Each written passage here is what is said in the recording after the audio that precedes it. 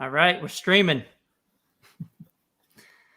Yeah, so it's been a while since we've done one of these, huh, Matthew? It's been like 3 weeks, Denise I think, Merriweather right? was the last person. I've been on the road nonstop since before then. But yeah, let's introduce our new guest. For everybody that's tuning in, this is the Educational Freedom Institute podcast, co-hosted by myself, Corey DeAngelis, Executive Director at the Educational Freedom Institute, and Matthew Nielsen, who is a co-founder of the Educational Freedom Institute. Today, we're lucky to have with us Drew Holden. I'll put his Twitter into the bio. He's pretty active on Twitter. He's also a freelance commentary writer. He's had words written in New York Times, National Review, Washington Post, Fox, and many other outlets. So thanks for joining us today, Drew. Yeah, Corey, Matthew, I appreciate you guys having me on. I'm thrilled to be here. So let's a two-part question to start off. One, could you tell us if you have a particular interest in the education policy world? What are your views when it comes to education? Give us a little bit of background on that. And then also, we really want to dive into the title of this, which is something we really haven't talked much about, which is what the media got wrong when it comes to COVID and the school reopening debate. And I mean, if there's any of that going on right now, let's talk about that as well, because I think we're getting into another school year where some of this seems to still be going on. That's right. Yeah. So I think my real interest in education is kind of trails some of my other interests in terms of a time perspective. So my big beat, the thing that I focus and talk a lot about, is hypocrisy and accountability with the media, with politicians, and with other people. I spend a lot of time looking at old takes that have aged poorly, ideas that folks have that have kind of gone bunk. And so I've recently become really interested in education, the conversation around education and school reopenings, because I've unfortunately had to spend a lot of time looking at old perspectives around the way people have talked about both school reopening in kind of the specific policy lens, but also more broadly, the way we think about kids in COVID. What's their risk? How do we account for that? And so there's been obviously a lot of things that folks have gotten wrong throughout the pandemic. Some of those, at least in my view, are more reasonable, right? In terms of what are the things that we want to do to try and avoid risk when we're not sure what's going on. But some of those are, I think, a little bit less forgivable. And a lot of those, unfortunately, intersect with kids.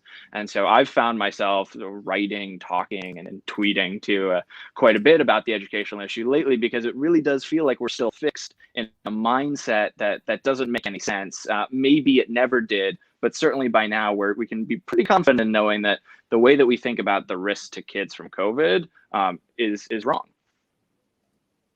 So what do you mean by that? What is the kind of the risk for kids when it comes to COVID and how that relates to school reopening, and what have you seen that's kind of that people have gotten wrong when it comes to that risk level?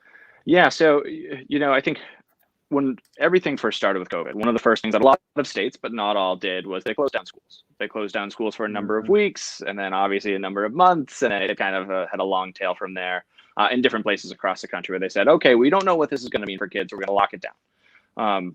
18 or so months later, we do have a pretty good idea of what it means for kids. In total, the latest CDC numbers have about 350 total deaths of kids, kids who are under 18, since COVID started. For a little bit of context, that's less than half, and a little bit closer to a third, actually, of the number of kids who have died from pneumonia in that same time frame. That's less than the number of kids who have died from suicide. It's less than the number of kids who died from accidental drug overdoses. Unfortunately, it's a little bit hard to disaggregate some of these numbers, but if the national trend in terms of increases in overdose deaths as a result of the lockdowns held for people 18 and under, we actually would have seen a greater increase in the number of overdose deaths than there were total deaths of people under 18 from COVID. Despite all that, and all these numbers are out there, right? There's no real dispute, I don't think, about any of these numbers. But for some reason, none of that thinking, none of that risk calculus has found a way to enter in the conversation around kids, and particularly around schools and whether kids should be in schools. So it seems like the media, what I've been pointing out for a little bit now, is that the media, at least especially at the beginning, focused on one side of the equation, right? Minimizing risk when it comes to dying from COVID, even if that was a really low risk. and then not looking at the other side of the equation. Well, what happens when you close schools? What are the negative effects there? CDC Exactly. just released some numbers nationwide finding teen suicide attempts and emergency department visits related to those suicide attempts jumping by 60-70% for female students. Right. So none of that was considered. None of it finds its way into the calculus. And I think part of it was people were really scared, right? And so to flash back into what feels like a lifetime ago now, but back in July of 2020, Secretary Betsy DeVos, former educational secretary Betsy DeVos, had an interview with CNN that got just panned roundly by everyone. Everyone was losing their mind about, she's saying, kids need to go back to school. She's willing to sacrifice your kids for the sake of her talking points, right? That was the narrative back in July. CNN had a piece about how Speaker Pelosi and a few other representatives had slammed her. Rep. Ayanna Pressley came out with this quote about how she wouldn't trust Secretary DeVos to raise a houseplant, nonetheless take care of her kids. I mean, truly, the narrative was unbelievably fixed when all DeVos was saying, if you go back and rewatch the tape, was we got to get kids in schools. Like there are serious bad outcomes to not having kids in schools. And what we really need to do, and there's a lot of different things that have to happen in order for this to take place, but we need to go full speed ahead in finding out a way to get kids safely back into schools and doing everything we can to make that possible. But all of that got lost. It did. Well, it did. Go ahead, Corey. And it was all lost based on no evidence of keeping schools closed actually reducing any risk whatsoever. And then I think all along we had, evidence from other countries like Sweden that kept their kids in schools, and then we kept getting more and more studies suggesting that the reopening of schools wasn't correlated with reductions in community-wide transmission, but we kept doing it anyway. Exactly. And mind you, none of those studies seem to find their way into the mainstream papers. And this is, I think, what really kills me, too. There's a study I'm sure you guys are familiar with for schools in Nebraska, where they looked at 20,000 students in schools who had continued moving forward with in-person learning. And they ended up only having 2 cases of kids who got coronavirus. And mind you, when we talk about kids getting coronavirus, the risk for a kid who gets coronavirus is vanishingly low. Right, it's unbelievably low. I was reading an analysis of some of the numbers that the difference between an 85-year-old getting coronavirus and a 20-year-old is 610 times. So for however many cases it would take to have one 20-year-old die from coronavirus, all other factors being equal, we would expect 610 deaths for seniors. That's wow. And that's between 20 and 85. When you look at between 0 to 8. And 0 to 18 and 25, it's also orders of magnitude. It's huge. Yeah. It's an enormous gap. And yet none of the conversation seemed to take any of this into account. And there was this theory early on in the pandemic that we couldn't send kids back to schools because there were going to be hotspots. There are going to be clusters. There's going to be this local spread. You got all of these kids. They're not going to wear the mask. They're not going to be able to, they're going to be coughing all over each other, whatever. And then we knew relatively early on that simply wasn't happening. And we've now known for 14 or 15 months that hasn't been what happened. We had all of these naturally occurring experiments around this, and it never came to pass. And yet none of our thinking on these issues have shifted, even though we know all this now. Well, and a lot of the mainstream media didn't want to point out that the private schools were more than able to do it with no problems. Daycares were able to do it. Every other business that had more risky customers were able to reopen, but the safest places in society, as far as the public sector, was not able to get it done. I think right, and I'm sure you guys remember the demands, right? There was I think it was in Loudoun County, right by me, that the head of the Loudoun County Public Schools said they would need 5 Pentagon-sized schools in order to safely educate their students. Like, it's absurd, right? When we look back on it, it really is laughably ridiculous, and yet so much of our thinking, even now, as we head into a new school year, so much of our thinking is still pretty closely tied to that. It's, well, we need a ton of space between them and they can't have interaction. Teachers unions came out, yesterday, and said that actually now we do need all of our teachers to be vaccinated, even though the Biden administration says that isn't true. And so you have this constantly, it's interesting because in one sense you have a really fixed mindset of what needs to happen that should have evolved. And then you have these moving goalposts about what actually needs to happen based on what the teachers unions are demanding, and that they're completely, unbelievably out of sync. It's really interesting. And on this note, going back to the Betsy DeVos comment, there's been kind of this um, catch-22 for people who are advocating for children being in school, but really hating the Trump administration. Right. And so it's like, you have that whole group of people too, and talking about how the media missed the mark over the past 18 months. I mean, there's that aspect of it where I think you would have had a lot more people coming out and saying, no, I mean, come on, people, we need kids in school because of mental health issues. I mean, even if you just took that by itself, Exactly. everything else aside, but they wouldn't do it, or at least very few people would do it because of the politics of COVID. And so what are your thoughts on that, Drew, of that kind of, difficult interplay between, I really want kids to be in schools because of all of the benefits and the low risk, but I can't advocate for that because I'll be seen as, something I'm not, which is a Trump supporter, right?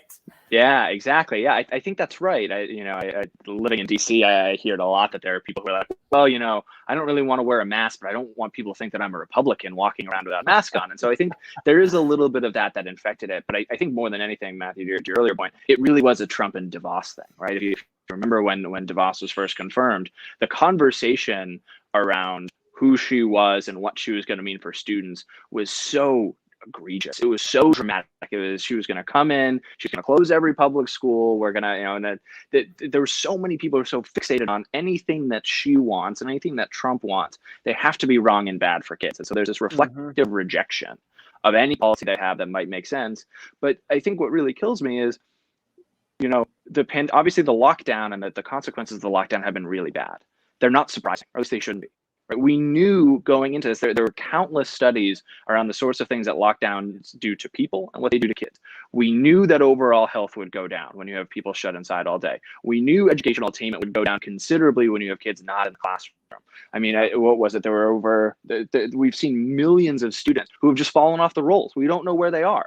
And we knew all of these things going into it, that we had studies, we had reasons to believe that going into this decision-making process, there were consequences on the other side of this. And I think you're right. I think people of goodwill, no matter their politics, had to be able to look at those when we're making these decisions and say, ooh, this is bad. This is going to be bad. But it really was that, but I can't be with Trump, right? I can't. And of all things too, especially I would imagine for parents, for educators, agreeing with Trump about the well-being of my children. If you're a well-heeled liberal, that's unthinkable, right? Of all the things to possibly agree with this guy on, this is the last one you could possibly do. And so unfortunately, I think that thinking really did seep in, and we've obviously seen it's had really considerable consequences. Yep. So one of the articles that I had fact-checked came from Washington Post. Here, I have a little screenshot of it. Yeah. We'll bring it up. We'll bring up the quote. I tried to send the editor this quote to say this is disinformation. There's no evidence for this. And I'm sure you remember this back and forth, Matthew, because I tweeted about it a lot. But here's a snippet from a Washington Post article. It was an opinion editor, but it's still in the Washington Post. Oh, look at how small it popped up. That's not the one that I want. But it had to do with the disproportionate amount of teachers included in COVID obituaries, which is absolutely not the case. Yeah. Okay. They were trying to make the argument that teachers were dying of COVID in larger numbers than essentially.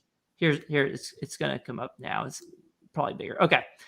There we go. They said, quote, even with the limited school reopening so far, the disproportionate number of teachers appearing in COVID obituaries is striking. They were arguing against DC public schools having a plan to reopen. There's no evidence of that. If anything, from other countries, they found that school teachers were, after adjusting for age and sex, were actually less likely to die from COVID than other similar professions. Yeah. Which again makes sense when you think of how few teachers have been in place. And also the other factor that goes into all this is the vaccination rates, right? Teachers are among the most vaccinated professions and have been for many, many months, right? And now that they're at like 85%, I think Weingarten's new figure, what they have to be is 100%, right? Because you got to keep moving the needle or else they'll have to get back in the classroom. But yeah, it shouldn't surprise us that, you know, across all professional classes, that people who are not having much interaction with other people who could potentially be infected aren't going to die at disproportionate rates. And so it really does boggle belief, I think, when you get into making those sorts of claims. And again, you know, I think part of this is there's a little bit of a sleight of hand when you make a claim like that. If there were upticks in the number of teachers who had died on anything other than just I'm looking at a couple of obituaries, we would have those numbers, right? There are a lot of reporters who would be super interested in reporting about those numbers. And so if you have to go all the way down to I'm finding a handful of obituaries and some of them happen to be teachers, it's probably a good tell that you're not actually interested in telling a story that fits with the facts. And that's not that's not true. You can't say it's disproportionate with, you know, you look through a couple of obituaries and saw that's not scientific. And the editor said their defense was something along the lines of, well, this person it's just their subjective interpretation of how things are, but disproportionate is an objective term. You can say if it's striking to you that you saw a couple, that's subjective, but it's objective for you to say that they're more likely to die than other professions. Right. But so you've talked a little bit about Randi Weingarten. I don't believe a damn word she says. Yeah. I mean, look, she's been arguing that she's been trying to fight to reopen schools since April of 2020. We all know that's not true. Yeah. She just changes the definition of what it means to actually fight to reopen. If it was true, they're really bad at it because the private schools were able to do it all along. Right. But, you know, they were changing the reopening goalposts every step of the way. Now she's saying that 90% of the teachers are vaccinated.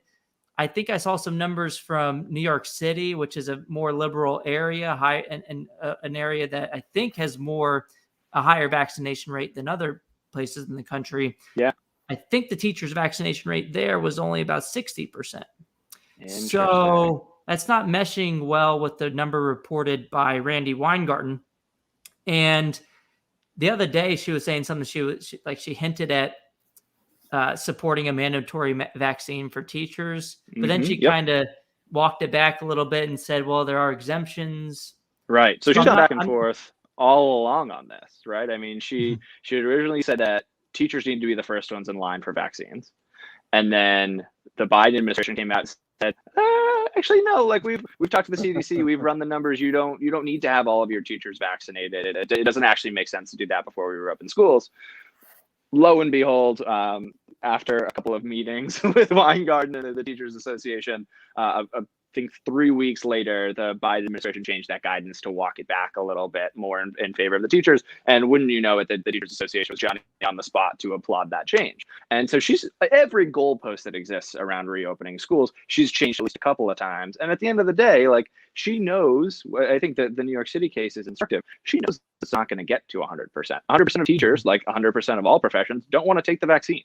Whether or not you agree with that, that's a simple fact of life. And so particularly in a place like New York City, that actually doesn't surprise me over much, right? Because when you look at the disparity between whites and Asians in New York City receiving the vaccine and people of color receiving the vaccine, there's a pretty considerable delta. And so what it probably comes down to, and I had a piece for Washington Post about this this past week about vaccine skepticism within communities of color in DC and more broadly. That's built in. It's a nut that we haven't been able to crack. And so what Weingarten is essentially saying is in these places where we have more teachers of color, we're not going to send kids back to school. And one of the things, too, that I think has been lost throughout this entire conversation around schools and school reopenings is it tends to be poorer communities of color that are hurt considerably worse than well-to-do, well-heeled white schools. It's the parents who can't afford to get their kids in pods or get them with a private tutor who really get hurt by this stuff. And that for some reason that bounces off Weingarten and the Biden administration that's supposedly committed to racial justice and everyone else. Like none of these conversations manage to find their way in. And it's a tragedy, right? Because we can measure this in lives.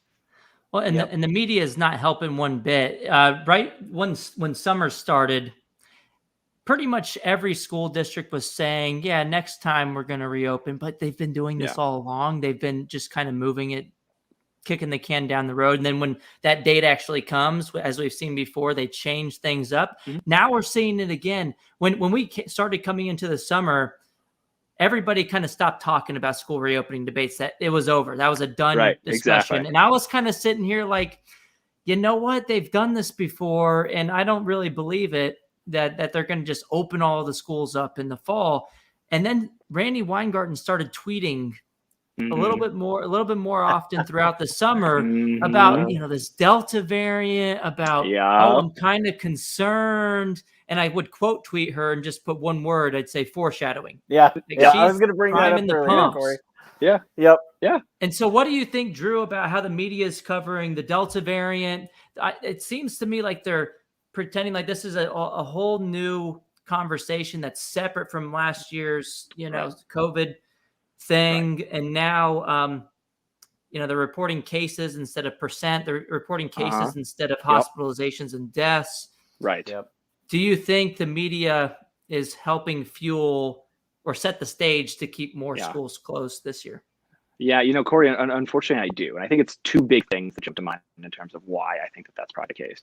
The first is the way that the media has treated conservative governors, right? You look like someone like DeSantis, who's pushed really hard to keep kids in schools and has been able to keep kids in schools. That these are the governors who get lambasted by, day in and day out, you have a new media piece explaining that DeSantis simply doesn't care, that he's doing this to own the libs, he's doing this so that he can run for president in 2024, whatever it is.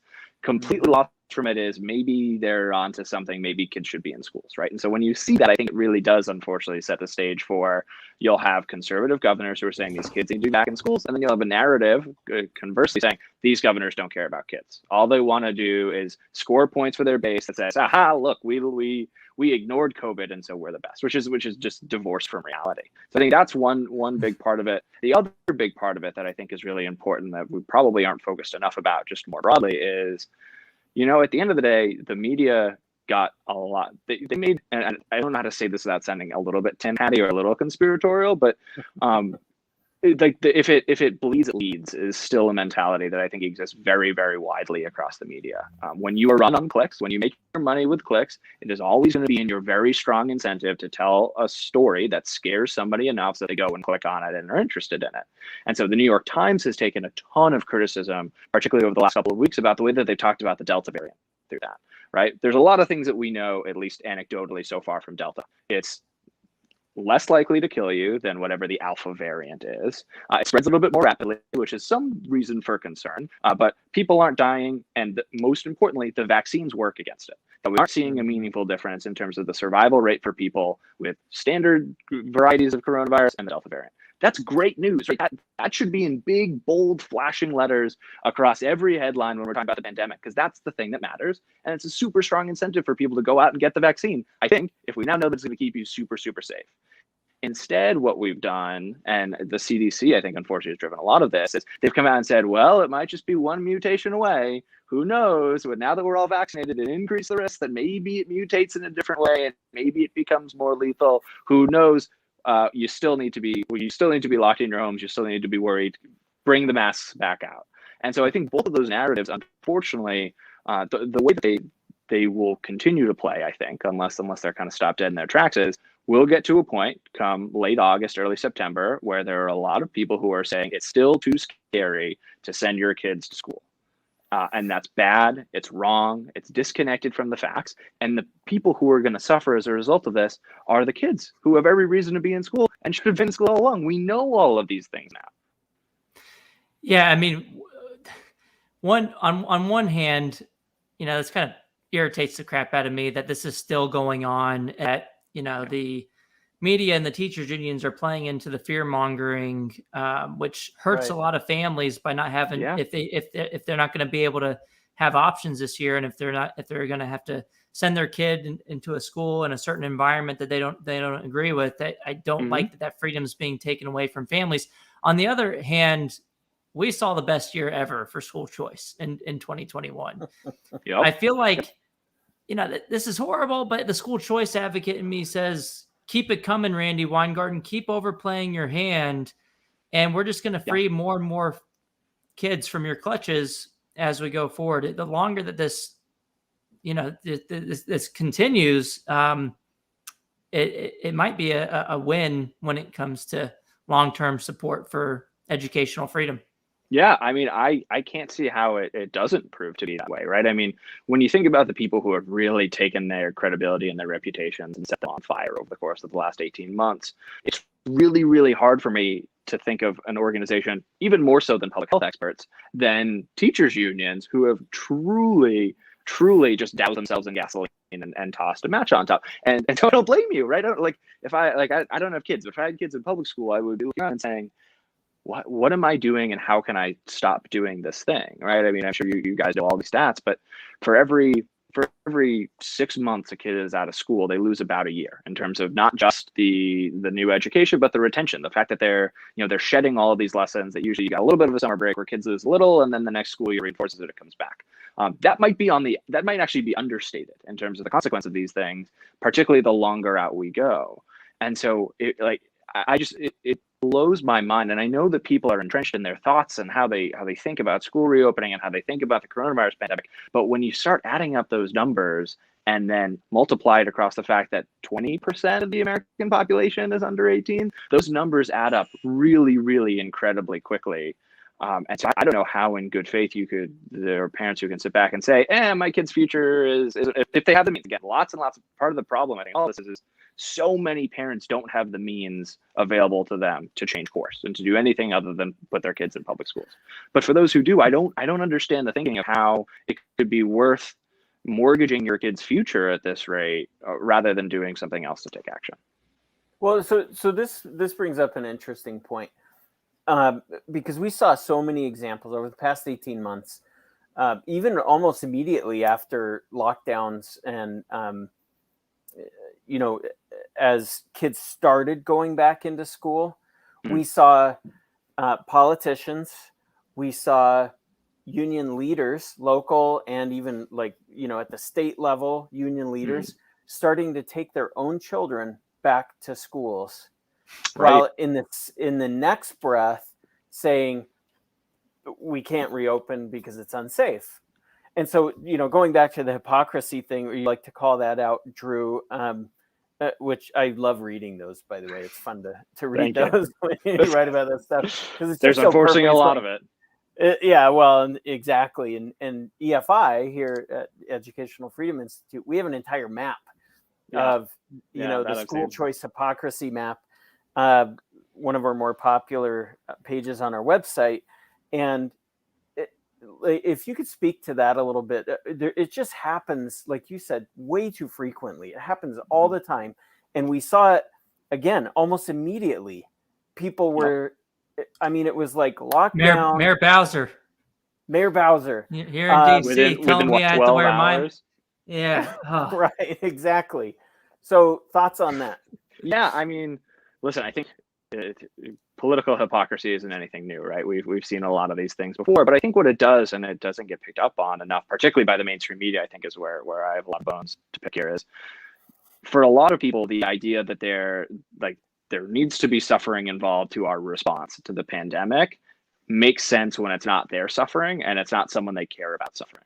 And so the idea that, it's going to be tough to close down the schools, but you're just going to have to grin and bear it. That logic is a lot easier to hold when you know that your kid, the person who you are fundamentally concerned about, they're going to get to avoid that. They can skip by. And I think, unfortunately, what it does, at least to everyday people, right? And again, it should be a really strong narrative across the entire corporate press. And for some reason, it isn't. But when you have things like this, when you have Mayor Bowser putting in place a new rule and then violating it herself within 16 hours, it sends a super clear signal to everyone sitting there watching at home to say, you don't care. You don't buy this, right? Like, you think this is bogus. And if you actually believed that this was something worth doing for everyone, rather than just the people who you can compel to do these things, you would just do it. And I think one of the reasons that it keeps happening, and this gets back, I think, into the media as well, is governors, mayors, other people for the last 18 months, a lot of them have gotten plaudits for appearing tough on COVID by doing things that, whether or not they're right, even taking out the value judgment and all of it, simply doing something is enough to earn people some pats on the back. And I think that you saw that with Bowser with the new mask policy. And so while politicians are driven by lots of things, I think one of the biggest impulses throughout all of this has been act like you care. Do something because it will show people that you care. And unfortunately, the people who are having to bear the brunt of those consequences in many cases throughout this entire lockdown process have been kids who can't go to school because a governor or a mayor wants to look tough to the teachers unions who are going to score them when they run for re-election. And I think that's to me what is really driving the hypocrisy and really is what makes it just so unforgivable. Yep. That So- makes sense. So one thing I've noticed, I don't know if it's just the teachers union response, and just because the teachers unions are responding, the media is covering it one side and not the other. But there's a lot of Republican governors in what 8 states now, Florida, Texas, and Texas included, that have banned mask mandates in schools, so families can all decide for their own kids. And the teachers unions have responded to that by saying they're subverting local control, which just means teacher union control. Right. Because look, the most local form of control there is the family unit controlling, deciding for their own kids. But then the media hasn't covered the Democratic governors that have implemented mask mandates in schools, which also subverts local control. Right. But it's just not getting covered that way. And I don't know if it's because that the unions aren't attacking it or. Yeah, you know, know, when it aligns with their policies, right? I mean, you would think exactly. You would think the media would at least, when this is covered in a red state, say, oh, but the unions don't use this. They could at least note, like, the unions haven't said this about any of the blue states subverting local control. Right. It's and I mean it's really a heads I win, tails you lose sort of scenario, I think, in terms of the coverage. And what it really comes down to is, I think in the back of their minds, right, we know, like one of the things that I always kind of get up on my hobby horse about is we know that about 80% of the media leans left. And so I think what it really comes down to at the end of the day is the overwhelming majority of reporters think the teachers unions are right on this stuff. They think they're right on the mask mandates. And so the reason why the reason local control only matters in one direction is because it is advancing a policy priority that is broadly supported, and not just supported, seen as the only reasonable approach by most of the people who are doing the covering. And then when you see it on the flip side, right, when governors say, hey, you know what, schools, you can't tell kids what to wear on their face when they come into schools. Parents, your decision to make, it's on you. If you want to do it, do it. If you don't. That instead is going against what they're actually looking for. And so it becomes just as much of a threat because they just want everyone to wear masks. They want everyone to bow to the teachers unions on these sorts of things. And so the local control might be a convenient rhetorical tool to be able to beat people over the head with and say, this is why you're doing this thing wrong. But really what's driving it is they want everyone wearing masks. I mean, we see this in academia too. I was I was the first person to do a study linking teachers unions to school closures. Personally, I thought, hey, this is a problem that they're doing this. But when I wrote my article, because I knew there was going to be a lot of left-leaning academics reviewing my paper, I made sure not to take a side. I was just, there's this relationship. We don't know if they're making the right decision or not, but there is this relationship. I ended up revising the paper later and adding in more personal judgments when I found out I had more friendly reviewers, but the initial draft wasn't like that at all. And I just read a paper using Iowa data just like a week or two ago. They did a similar study linking, and this was George Washington University researchers linking teachers unions to mask mandates. And the way that they wrote it was so, just praising the teachers unions for being heroes, for saving the kids. But they didn't cite any studies suggesting that, or at least I didn't see them cite any studies suggesting that overall the masking is actually reducing risk for kids in schools. I don't think that's the state of the evidence. I don't think we have significant evidence. I was just saying, because there's research that says that, right? Like that's I think one. I always like to be careful with what I say, but I haven't seen significant evidence suggesting that the mask mandates in schools have reduced serious COVID risk for kids. And that didn't stop those researchers from saying, "Oh yeah, they're heroes. They're saving exactly, kids." Exactly. And at the end of the day, like part of it is there have not been enough kids who have gotten sick from or died from COVID to probably be able to do a very comprehensive review of that information anyway, to know if any of these mask mandates in schools would even work. And I think that's one of the really frustrating things in all of this is setting aside personal perspectives on mask mandates and school closures even, and any of that. There's one side who are making the decisions and doing so in a real absence of evidence, right? We're asking kids and parents to do all of these things, jump through all of these hoops, keep their kids at school or keep their kids out of school for a year. And we don't actually know if any of that is doing anything, right? Even if you want to say, I think for me, the thing that I come back to is if we're balancing these two things, I have perspective on how we should balance these things. But I think it's important to remember that we're trying to do a balancing act where we don't actually know if the weight on one side of that scale is even real. And yet for some reason, that doesn't ever, like, I know you guys talk a lot about this, but for whatever reason, that doesn't find its way into these conversations. It's almost like you get kind of these like these moral scares, these moral outrage scares, where you have people who are like, we got to protect the kids. It's like a 1970s Satanist thing all over again, where you have these assumptions about this must be bad for children. Look at all this evil rock and roll music. We don't actually have you don't have any hard evidence that any of these sorts of things that you're so scared of are actually happening. And we're just seeing that play out at a fully national level with enormous consequences, and we're not looking that layer below to find any of the data. Mm-hmm. So yeah, well, I just wanted to say, it seems like a lot of the people in this discussion operate from the standpoint of the burden of proof being on the people who want freedom. I think the burden of proof should be on the people trying to restrict our liberties. And so you'll see in like Twitter conversations, people saying, "Oh, can you prove that the mask mandates don't reduce the transmission?" It's like, well, that's proving a negative. The burden of proof is supposed to be on you, claiming that there's a relationship. Exactly.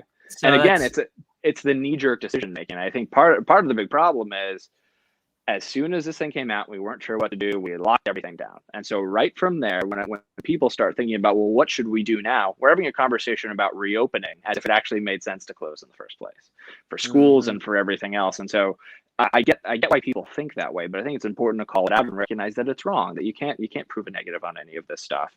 And so the burden of evidence absolutely needs to be on the people who are willing to hamstring the educational attainment of our nation's kids. That always should be the burden of evidence on this, but it's not. And I think that's a real tragedy.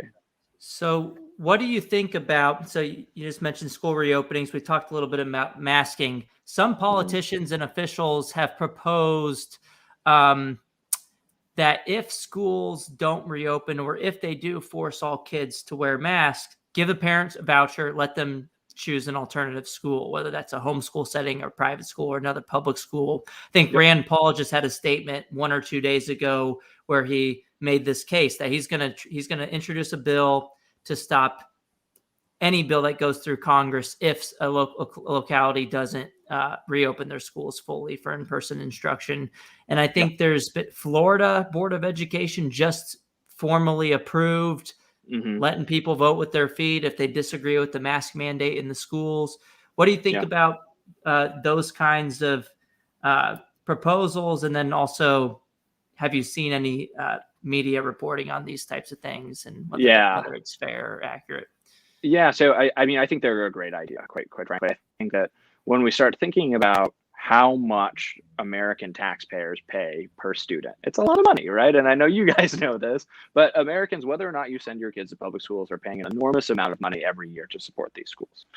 And so to me, if you level that up and say, okay, we're not paying for these schools, we're paying for education, it would make eminent sense to me that you can take that check and say, okay, I am going to make the decision to say, I am going to pay my component of the education for my kids and do X, Y, or Z.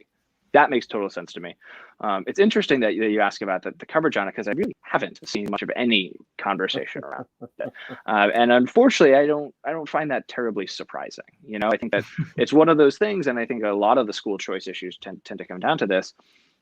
When you have one side that is so entrenched against an issue, but doesn't necessarily have a whole lot of a huge intellectual leg to stand on, it becomes almost problematic to even talk and report about it, right? One of the things I think we've seen across the entire pandemic is, sure, you might not agree with the way that, say, Governor DeSantis is handling Florida, but if there's ammunition on the other side to say, at least compellingly to their audience, this is a bad thing, you can still report on it, right? You get away with talking about those sorts of things. The problem becomes if even people on your side aren't particularly compelled by the logic that you're advancing. And so you've got a Democratic Party that is unbelievable, maybe more so than any other single issue. They're unbelievably beholden to teachers' unions on these issues. They're not beholden to parents, right? None of this, I think very rarely does any of this have to do with individual parents and what they want. And so you can't give the game away on this one by talking about it too much, because then parents will be able to step back and say, well, I want to be like, if I'm a parent paying $1 zillion in taxes in Loudoun County, I'm saying, well, if I'm paying this and getting that doesn't make sense to me. And if there's an alternative that says I can get something a lot closer to comparable, I would much rather do that. And so it's a hard thing to talk about given those constraints. So the headlines in Florida, at least, have been horrible. The Florida rule is if you disagree with the mask mandate or a ban, either way, whether you want the mask or not, you can choose. And I think that's the way it should be done, that it shouldn't be one way or the other. But NPR, for example, their headline is, DeSantis threatens school funds if Florida districts require masks. They're leaving the other side of that out. Right. You look at the AP News, Florida okay school vouchers in districts requiring masks. WPTV, Florida approves school voucher, same one. Herald Tribune, Florida education leaders tie mask wearing to harassment. So they're only reporting it as if you get a voucher if you don't like the mask, which may be the case for a lot of families. Right. But the ruling is inclusive of everybody's views. Exactly. But they're turning it into like, oh, these anti-mask parents. And they're only including that in the headline. I think that's exactly. And so I think the NPR one is really illustrative of the problem here, right? DeSantis isn't at all saying that he is going to tie the funding for schools to their mask mandates. That's not what he said. He said he is leaving it in the hands of parents across Florida. And even NPR is able to concede that what that's going to mean is people aren't going to want to pay for it, right? People are not going to want to keep sending their dollars, given the option, to the public educational system if it means this thing. What NPR, if they were interested in actually reporting a story or being accurate or honest, I think what they would probably do is step back and say, why is it that so many parents would flee if this thing happens? Because it's not, I think it's actually earnestly manipulative to say that what is happening is done by the governor, when all he's doing, again, this gets back to the freedom conversation, all he's doing is giving people the freedom to vote with their feet. Anything else is the decision is a decision entirely made by parents. So this leads us to a two-part question. One, and depending on how much time we have, a few minutes, 5 minutes. Yeah, we got a good solid 5 minutes.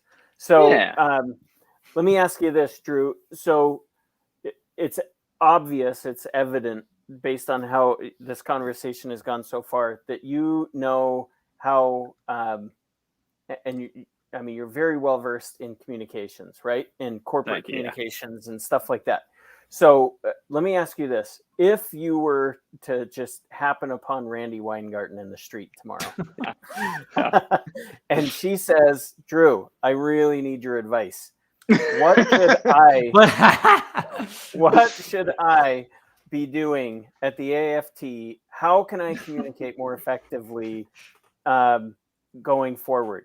What would you advise them? And I think it would be fun to take a do it both ways. Do it like if you were Drew, and then do it the other way where you're her communications. You're being paid. You're on her payroll, and you have to advise her as the union president at AFT. So give us both. What would you do? Yeah. Okay. So first, I think the easier one is probably to be myself. So I'll start with that. Listen, I think what I would tell her is I would say, listen to the parents. Right, what you should be doing now and what you're not doing is having an earnest interest into the actual constituency that your specific constituents are supposedly serving. And that if you just do that, if you just make that one itty bitty simple change, I think it would help her a lot. One. Two, I would tell her, listen to the science, right? We've spent 18 months with a certain variety of liberals saying over and over again, trust the science, follow the science, listen to the science. I think that phrase gets manipulated and turned on its head a lot But I also think that there's merit to it when you're just looking at the raw scientific information. This is one of those cases where you've got it. You have teachers who are overwhelmingly vaccinated. We have good information to know that schools aren't hotspots. And we should be, and again, like absent this pandemic, I think the teachers unions, if you could go back in time 2 years and say, would it be bad if kids weren't in schools? They would all say, yes, of course we know that this would be bad. We know what these consequences are. We know educational attainment suffers. It would be, go back to those things, right? Try and get Trump out of your head for 30 seconds and the specter of Trump out of your head for 30 seconds, and go back to the way that you would talk about schools open, students in seats, if there had never been a pandemic with a president you didn't like in charge of it. That would be, I think, the ultimate guidance I would try and give her and say, this push her in this direction. So I think at the end of the day, whether or not what's good for the teachers unions is good for students, I think what tends to be good for teachers is often good for students. And that this seems like a really, really striking case of why that should be the case. Now, unfortunately, if I'm our comms director, right, take that hat off and put on the other one. What I'm saying is CNN just called again. And for the fourth time this week, they want to have you on to talk about why DeSantis is evil, right? And so all of their incentives, if I'm in the comm shop there, all of the incentives very clearly align with keep doing what she's doing, keep dragging her heels, because listen, I mean, she's got the ear of the mainstream media very clearly, who puts her on as the hero uncritically, right? You can watch any interview she's done at CNN or MSNBC or ABC or what have you. They are overwhelmingly it's applause, right?